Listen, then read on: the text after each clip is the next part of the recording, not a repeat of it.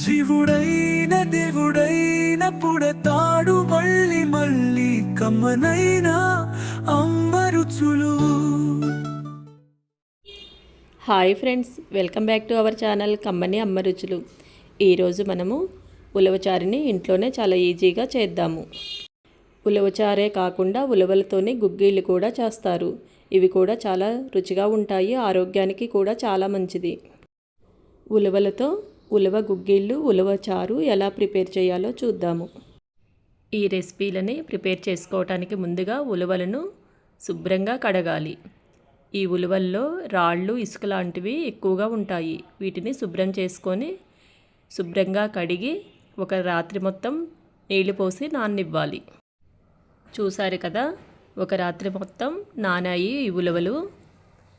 ఇలా నానాక ఈ వాటర్ని అలానే ఉంచుకొని దానికి తోడు కొద్దిగా వాటర్ యాడ్ చేసుకోవాలి. యాడ్ చేసుకొని స్టవ్ మీద పెట్టి మెత్తగా అయ్యే వరకు మీడియం ఫ్లేమ్లో ఉంచి స్టవ్ని ఉడికించుకోవాలి. ఉడికేటప్పుడు కొద్దిగా సాల్ట్ వేసుకొని ఉడికించుకుందాము. సాల్ట్ వేసాక మొత్తం ఒకసారి కలుపుకొని ఉడికించుకుందాము. ఇలా రాత్రి మొత్తం నానబెట్టిన ఉలవలు మీడియం ఫ్లేమ్లో అరగంట పాటు ఉడికించుకుంటే సరిపోతుంది. ఇలా మధ్య మధ్యలో కలుపుకుంటూ వాటర్ సరిపోకుంటే కొంచెం వాటర్ యాడ్ చేసుకుంటూ ఇలా ఉడికించుకోవచ్చు. ఈ ఉలవలను కుక్కర్లో కూడా ఉడికించుకోవచ్చు. మనము గుగ్గిళ్ళు చేసుకుందాం అనుకున్నాము కాబట్టి మెత్తగా అయితే బాగోవు కనుక గుగ్గిళ్ళకు ఇలా స్టవ్ మీద ఉడికించుకుంటే బాగుంటాయి గుగ్గిళ్ళు కూడా. ఉలవలు ఉడికాయి. ఇప్పుడు వీటిని స్టవ్ ఆఫ్ చేసి చిల్లులు బుట్టలో కానీ ఇలాంటి స్టైనర్లో కానీ వడకట్టుకుందాము. ఇలా వడకట్టిన ఉలవలను మనం ఉలవచారు కోసము 1 కప్పు ఉలవలను పక్కకు పెట్టుకుందాము. ఈ మిగిలిన ఉలవలు ఉన్నాయి కదా, వీటితోని గుగ్గిళ్ళు తయారు చేద్దాము. ఇప్పుడు ఈ ఉలవలను ఉడికించిన వాటర్ ఉన్నాయి కదా, ఈ వాటర్తోని ఉలవచారు చేద్దాము.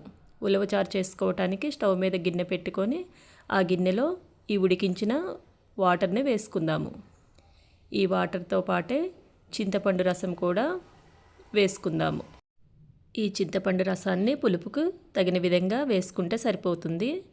వీటికి తోడు కొద్దిగా వాటర్ కూడా యాడ్ చేసుకొని ఈ రసాన్ని బాగా మరిగించుకోవాలి.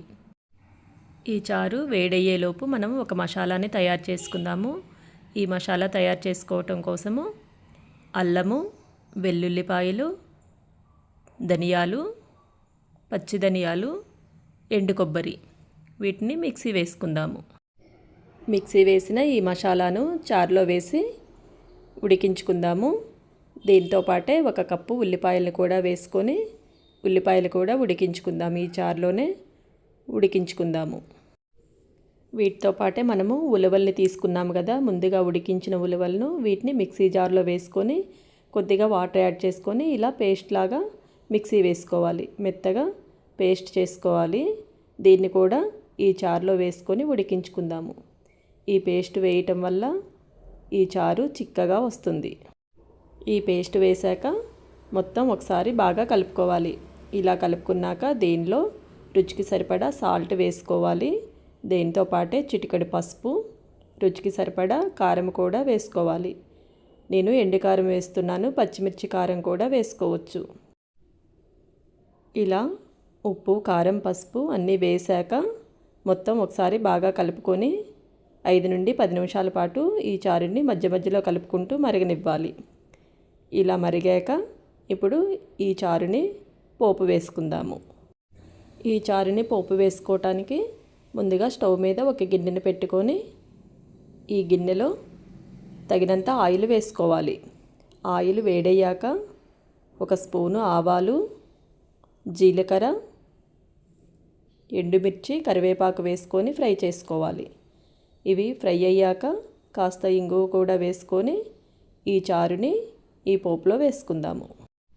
తాలింపు చక్కగా ఫ్రై అయింది. ఇప్పుడు ఈ చారుని వేసుకొని ఈ వాసన పోకుండా ఒక ప్లేట్ వేసుకుందాము. ఈ ప్లేట్ తీసాక మిగిలిన చారుని కూడా పోసుకొని ఒకసారి మొత్తం కలుపుకొని స్టవ్ ఆఫ్ చేసుకుందాము. ఈ ఉలవచారును చాలా ఈజీగా ప్రిపేర్ చేసుకున్నాము కదా. ఈ ఉలవచారు వేడి వేడి అన్నంలో వడ్డించుకుంటే చాలా రుచిగా ఉంటుంది. మీరు కూడా ఈ ఉలవచారుని ఒకసారి ట్రై చేసి టేస్ట్ చూడండి. నెక్స్ట్ మనము ఉలవ గుగ్గిళ్ళు చేద్దామనుకున్నాము కదా, ఈ గుగ్గిళ్ళను పోపు వేసుకుందాము. ఈ ఉలవలను కొద్దిగా సాల్ట్ వేసి ఉడికించుకున్నాము కదా, వీటిని పోపు వేసుకుందాం. పోపు వేసుకోవటానికి ముందుగా వెల్లుల్లి కారం తయారు చేసుకుందాము. వెల్లుల్లి కారం తయారు చేసుకోవటానికి ఒక 4-5 వెల్లుల్లిపాయలను పొట్టు తీసి ఇలా కచ్చాపచ్చాగా చేసుకోవాలి. ఇలా కచ్చాపచ్చాగా అయ్యాక రుచికి తగిన విధంగా కారం వేసుకోవాలి.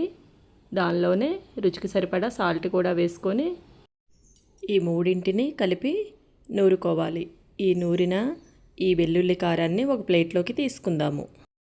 నెక్స్ట్ మనము పోపు వేసుకోవటానికి ఒక బాండీ పెట్టుకొని స్టవ్ మీద తగినంత ఆయిల్ వేసుకోవాలి. ఆయిల్ వేడయ్యాక పోపు గింజలను వేసుకొని ఫ్రై చేసుకోవాలి.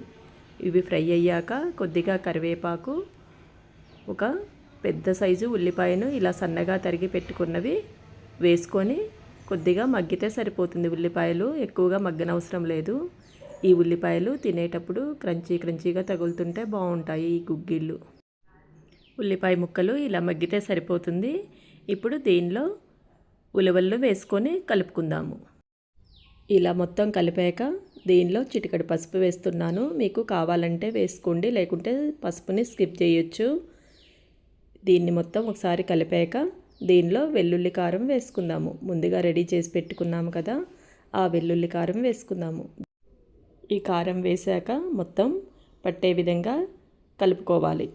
ఇలా కలిపాక స్టవ్ ఆఫ్ చేసుకొని సర్వింగ్ బౌల్లో సర్వ్ చేసుకుందాము. ఉలవ చారుతో పాటు ఉలవ గుగ్గిళ్ళు కూడా రెడీ అయ్యాయి. ఈ ఉలవ గుగ్గిళ్ళు వేడివేడిగా తింటే చాలా రుచిగా ఉంటాయి. ఆరోగ్యానికి కూడా చాలా మంచిది. మనం వర్షం పడుతున్నప్పుడు డీప్ ఫ్రై చేసుకున్న స్నాక్సే కాకుండా ఇలా వేడివేడిగా గుగ్గిళ్ళు తయారు చేసుకొని తిన్నామంటే ఆరోగ్యానికి చాలా మంచిది. ఈ వీడియో మీకు నచ్చిందా? నచ్చితే ఒక లైక్ చేయండి, మీ ఫ్రెండ్స్కి షేర్ చేయండి. కొత్తగా చూస్తున్న వారైతే సబ్స్క్రైబ్ చేసుకోండి. Thank you for watching. వంటిల్లే దేవాలయమైతే ప్రతి పదార్థం ప్రసాదమే, కమనైన అమ్మ రుచు